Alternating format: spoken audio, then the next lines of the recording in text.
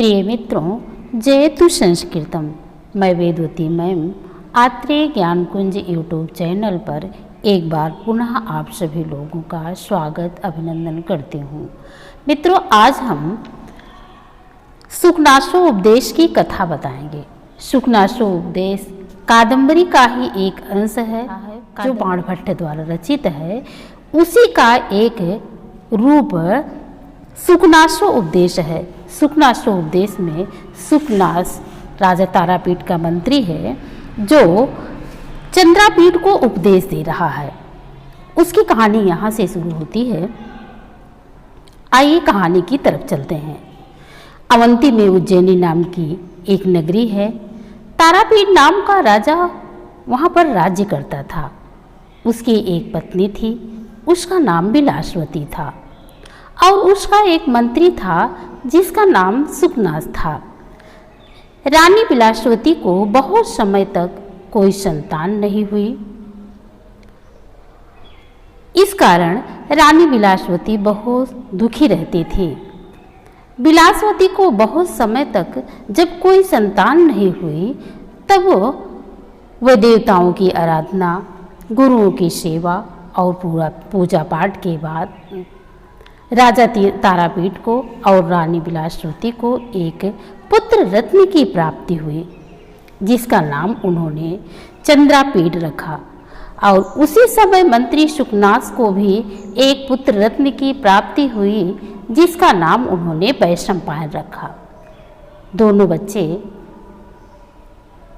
आपस में खेलते हुए सुखपूर्वक राज्य सुखों का उपभोग करते हुए धीरे धीरे बड़े होने लगे। और अब वह विद्या अध्ययन के लिए गुरुकुल आश्रम में गए। वहाँ पर उन्होंने समस्त विद्याएं सीखी। समस्त विद्याओं में पारंगत होने के बाद जब चंद्रापीठ अपने महल वापस आए तो राजा तारापीठ ने सोचा कि चंद्रापीठ अब बड़ा हो चुका है, युवा भी हो गया है, क्यों ना इसका राज्याभिषेक कर दिया जाए। वह चंद्रापीठ राजा तारापीठ का एकमात्र पुत्र था और वैभव ऐश्वर्य की गोद में पला हुआ था। गुरुकुल में विद्या अध्ययन भी कर राजकुमार चंद्रापीठ के राजा अभिषेक की तैयारियां चल रही थी। इसी बीच में जो उनका मंत्री सुखनास था, जो एक विद्वान व्यक्ति था, वह तारापीठ के पुत्र चंद्रापीठ को उपदेश देने के लिए मन में विचार करता है।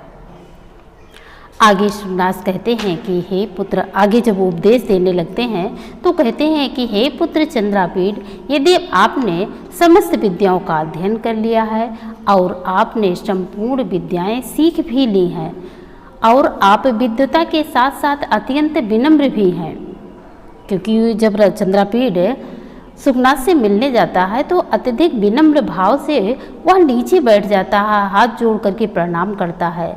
इसी बात को लेकर के कह रहे हैं कि आप में विनम्रता भी कूट कूट कर भरी हुई है। अब आप में कोई कमी नहीं है, परंतु इस समय अब आप युवराज पद को सुशोभित करने वाले हैं। अभी तक तो आप बालक थे, लेकिन अब ये राज्य की बागडोर संभालने जा रहे हैं, तो मैं आपको थोड़ा सा उपदेशित करना चाहता हूँ, क्योंकि आप युवा अवस्था को प्राप्त हो गए हैं।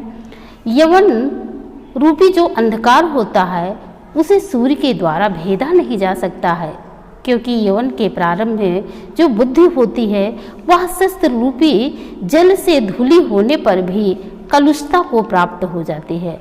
अर्थात यवन के उन्मादक परिणाम से शास्त्र ज्ञान भी रक्षा नहीं कर पाता है।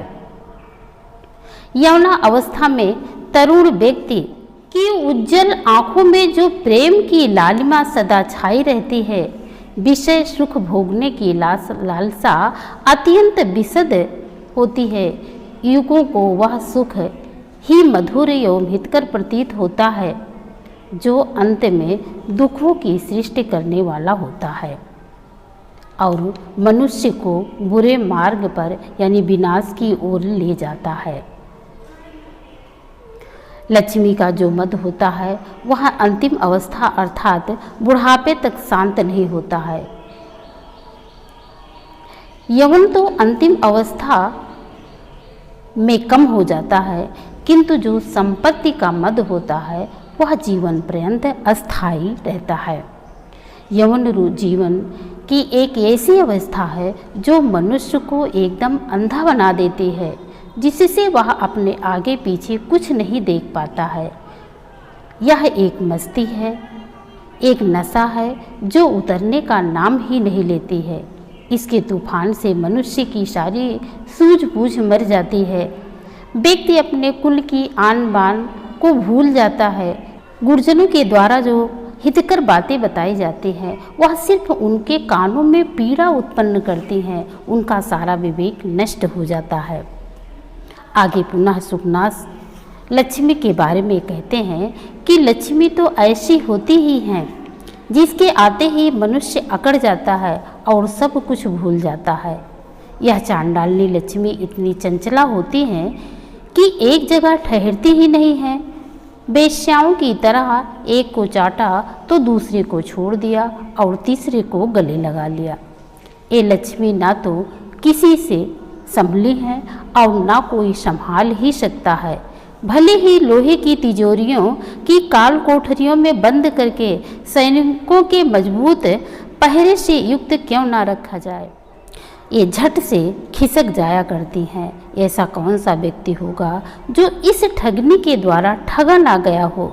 सत्ताधारियों को गद्दी मिलने की देर होती है कि भूतनी की तरह उन पर सवार हो जाते हैं।